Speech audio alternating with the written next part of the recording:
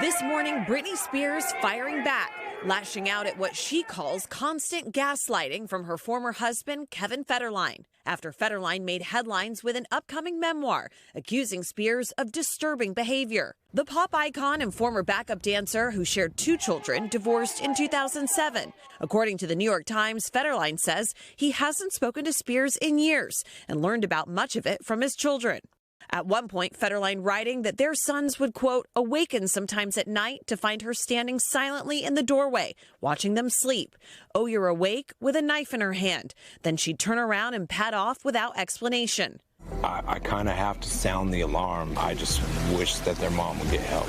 Now Spears writing, I have always pleaded and screamed to have a life with my boys. Relationships with teenage boys is complex.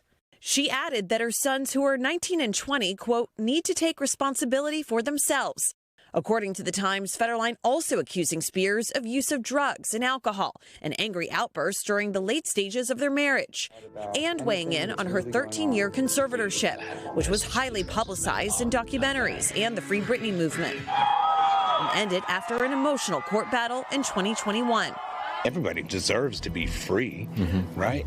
But at what cost? If it's at your own demise or your own self-destruction, I mean, is that really free? Spears now urging fans to ignore accounts of her mental health and drinking, writing, I am actually a pretty intelligent woman who has been trying to live a sacred and private life the past 5 years. Finishing, I speak on this because I have had enough, and any real woman would do the same. When asked about his decision to write this book now, Kevin Federline says money is not at the root of his story, and it never has been. Now, Spears' team is refuting that, saying that this all, quote, sadly comes after child support has ended with Kevin. All right. Chloe, thank you very much. Hey, thanks for watching. And don't forget, you can catch the Today Show every morning on NBC or take Today when you're on the go. Just follow the Today podcast on Apple Podcasts, Spotify, or wherever you listen.